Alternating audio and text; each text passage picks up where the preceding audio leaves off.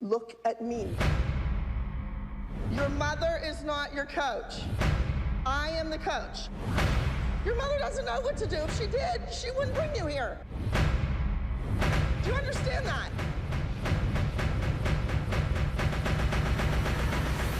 On July 13, 2011, a new television show aired on the Lifetime Network that would challenge the perceptions on competitive dance. Picture this: a grown woman telling a child that if she doesn't win, that she's a failure. A grown woman telling a child that she is washed up and that she will destroy her. And yet again, a grown woman throwing a chair at a child, which results in having panic attacks later in her life. What is the cost, really, of becoming a successful dancer in this industry, based on the teaching methods that Miller has imposed, and the pressure that the mothers place on their children to continually be a part of this television program? It can be determined that Abby Lee Miller is an abusive bully of a teacher, and that the mothers and producers continually allow the children to be subjected to this behavior in order to reach fame and success in the industry. The first student that I will use to explain my first main point is Madison Ziegler. Sometimes it's hard being one of Abby's favorites because I have to work so hard and I just feel bad half the time. You might recognize Maddie from the very successful Sia video titled Chandelier.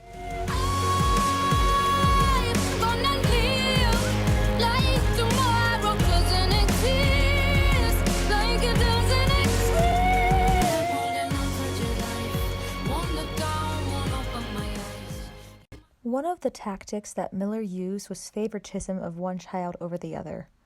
In the majority of the episodes from seasons 1 through 5, Abby would pay a lot of attention to Maddie, as clearly seen by the viewers. It often appeared that she pressured this student, Maddie, to be perfect and win at all cost. In this video you are about to see, Maddie is on stage in a solo when she suddenly forgets and runs off stage. Goodbye, we never sat down and cried and watched.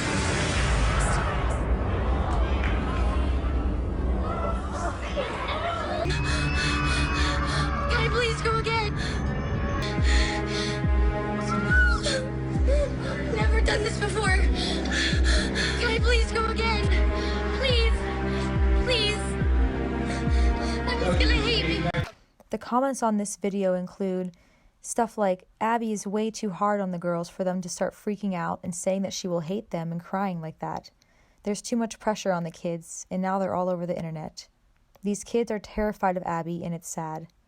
All in all, the comments on these videos of Maddie certainly suggest that many people see the favoritism and therefore the pressure that both Abby and Maddie's own mom place on her to be a winner. It also shows that a lot of parents in Hollywood probably don't care as much as they should about their child's mental well-being. When it comes to fame, some parents will subject their children to a lot of stress in order to have a chance at stardom. With stardom, with fame, with recognizability comes responsibility and pressure and being perfect all the time.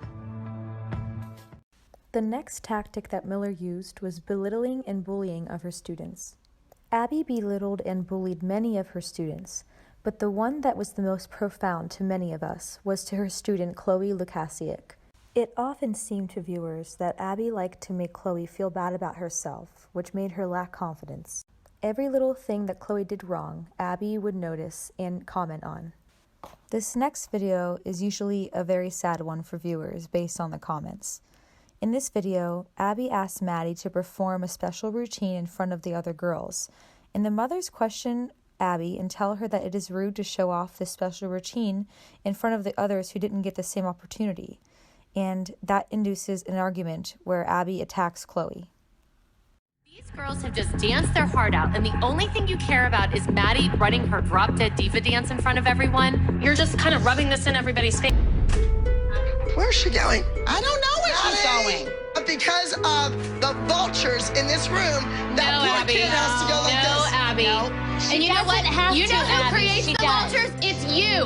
Because you try to turn all of these kids against their friend, and that little girl's mortified all the time, but you don't care. How about being a role model? I have heard you say to daughter to that little 9-year-old girl, no one would be happy for you. Everyone's jealous of you. Why do you say that? Look No, at we're you. not. No, we're not. Years you ago. have sabotaged my daughter and the rest of the Daughter's kids. a little snake. How dare you call my daughter a sneak? Snake. She's not a sneak. Snake. You're a sneak No. and a snake. You do these things to these kids. Some of the comments on this video include, I think Chloe was the one that was the most emotionally damaged by Abby. I'm glad she left. Another comment says, I love how Paige and Nia comfort Chloe. They're such good friends. And lastly, my heart broke at Chloe crying. How can Abby sleep at night? Based on these comments, it can be inferred that Chloe was indeed emotionally traumatized from her experience.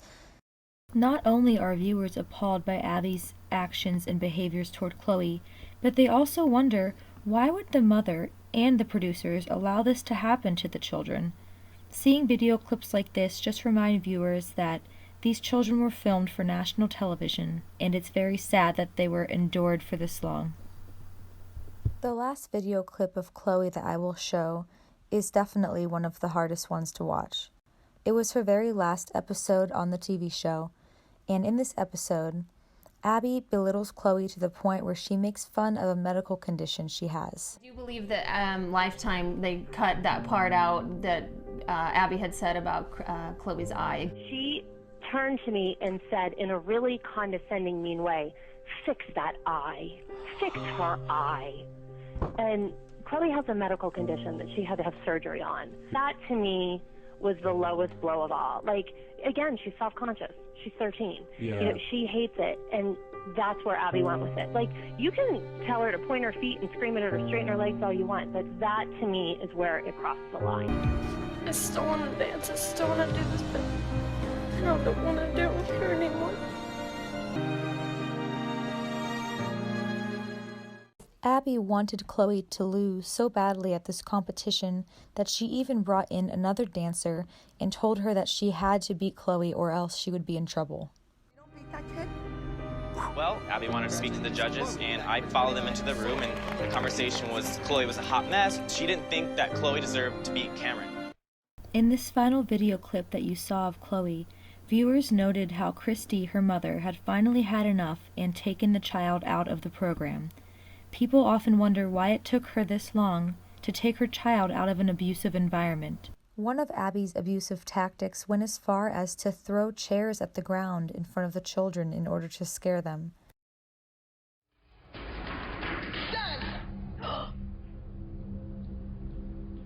You, Abby. You don't need him for the competition. I told you to do it for today.